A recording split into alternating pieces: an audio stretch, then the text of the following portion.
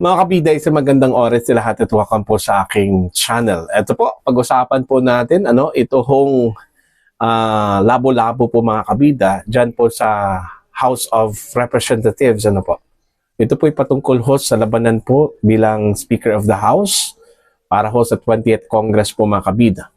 Hindi na po masosolo ni Speaker Romualdez yung kandidatura po mga kabida, bilang Speaker of the House sa 20th Congress dahil ho may kakalaban na po sa kanya, napabalita po mga kabida, ito hong si Congressman Toby Chanco o di kaya ito hong si Congressman Alvi Benitez, ang tatakbo bilang Speaker of the House, mga kabida, at kakalabanin po ito hong si Speaker Martin Romualdez po, para ho sa 20th Congress, po. In fact, sinabi po ito mga kabida ni Duke Frasco, ang kongresista po ng 5th District po ng Cebu, na unang napabalita po na tatakbo bilang Speaker of the House. Pero itinanggi po niya, at sa halip po ay sinusuportahan daw niya ito hong si Toby Chanco ng Navotas o di kaya ito hong si Bacolod Congressman Alvi Benitez, mga kabida. Pakinggan muna natin ito hong balita mula sa The Billionaire News Channel, at pagkatapos po mag-react tayo mga kabida. Narito po. Si Cebu 5th District Representative Duke Frasco mismo ang muling nagpalutang ng ilang pangalang posible raw tumakbong speaker sa 20th Congress. Yan ay sina Navotas Congressman at Alyansa Campaign Manager Toby Tiangco at Negros Occidental Congressman-elect Alvi Benitez. Pero naging matunog din ang pangalan ni Frasco na kamakailan lang ay sinamahan si PBBM sa World Expo 2025 sa Osaka, Japan. Dahil dito, naging usap-usapan ang pagnanais daw ni Frasco na maging House Speaker. Pero agad niya itong pinabulaanan. Dagdag niya, nananatili siyang nakafocus sa pagsuporta sa agenda ng Pangulo at tumulong para makamit ang national unity at development. Nanindigan din si Frasco na nararapat maging united at proactive partner ang Kamara sa paghahatid ng meaningful at lasting change para sa mga Pilipino. Kung kaya't ang sinusuportahan niya raw para maging susunod na House Speaker ay si Chanco o Benitez. Matatanda ang inexpel ng National Unity Party si Frasco dahil sa hindi niya pagpirma sa isang manifesto of support para kay Romualdez. Ayon kay Frasco, ang kanyang naging desisyon ay hindi para magkagulo. Naniniwala lang daw siya na the House of Representatives can do better. May shared frustration na raw kasi among Visayas and Mindanao congressmen sa pamumuno ni Romualdez. Pero taliwas ito sa paniniwala ni House Secretary General Reginald Velasco. I think it will be Speaker Martin Romualdez again, based on the pledge of support that he has received so far. Based on reports kasi, Speaker Romualdez has received signed pledges of support, I think 285 already, of the incoming Congress. So nobody can beat that at this time. Sa kabila ng lahat ng ito, sa aktwal na halalan pa rin daw malalaman ang totoong pulso ng Kamara. Nakatakdang pumili ng bagong House Speaker ang mga mambabatas sa first session day ng 20th Congress sa July 28. Para sa agenda, Joan Manalo, Billionaire News Channel. Ayun. So, tatlo na po, Tatlo po yung mga personalidad po na tatakbo bilang Speaker of the House, Although, wala ba pong official po na pahayag ito kung si Tiangco at saka si Benitez, puro floating lang po yung kanila po mga pangalan po mga kabida. At isa ko sa mga nagpa-float po dito, ito kung si Congressman Duke Frasco, mga kabida. So, ibig sabihin po dito, hindi na po masosolo ni Speaker Romualdez yung kandidatura po, mga kabida, para ho sa 20th Congress, na Speaker of the House, Kasi meron na pong dalawa Although, sinabi po ni Congressman J.D. Suarez po, na all-out support yung supermajority po, dyan po sa House of Representatives po mga kabida.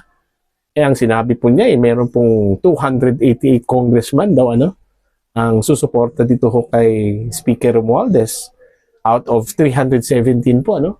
Pero titingnan po natin, ano, kasi ho, itong mga silent groups, ano, dyan po sa House, nagmamasid lang po yan, ano?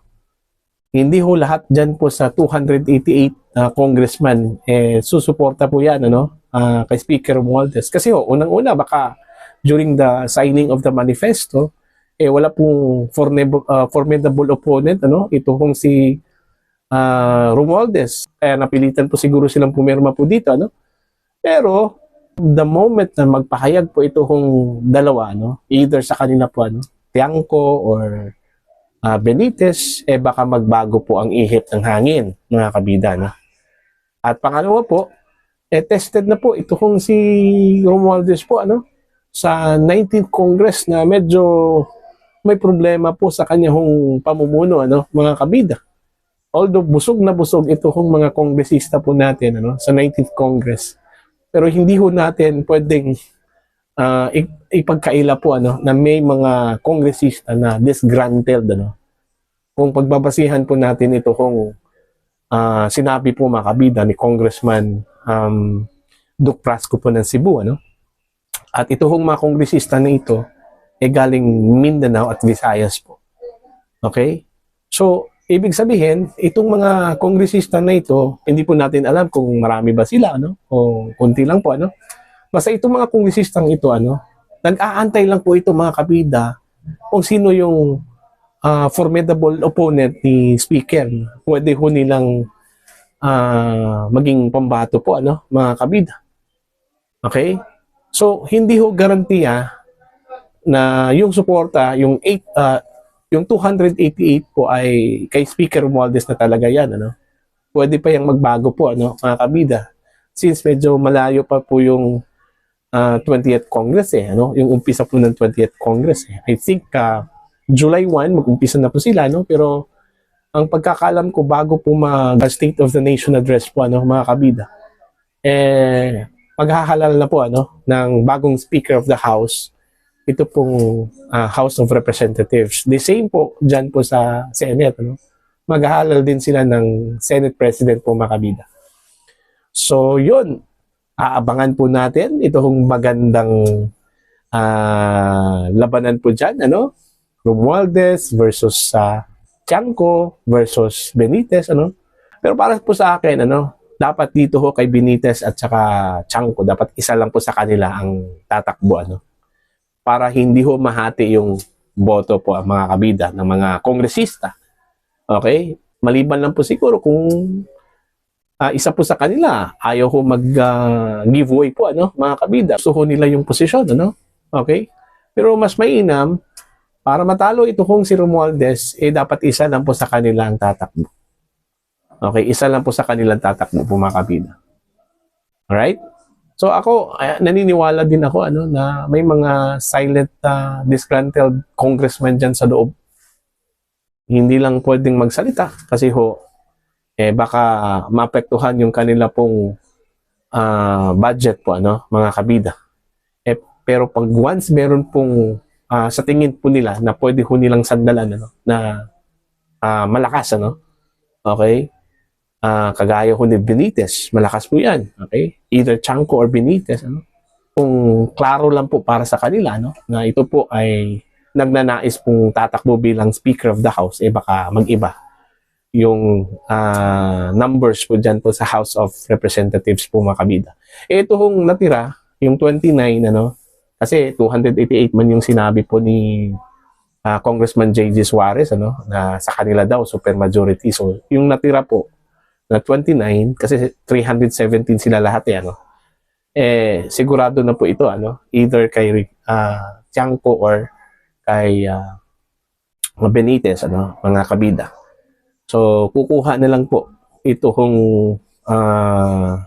si Benitez or si Tiangco dun po sa 210. Okay? So yun po, no? Ang malinaw po dito, hindi po solo ni Romualdez yung kandidatura po bilang Speaker of the House. Meron na pong kakalaban po sa kanya, mga kabida, no? Alright? So, para po sa inyo, ano po ang inyong pananaw at opinion ho dito? Please comment down, mga kabida. Sa mga hindi pa po subscriber sa akin channel, please subscribe. Just click the subscribe button, click the notification bell, click all para updated po kayo sa aking mga uploads. Maraming salamat po sa inyong lahat.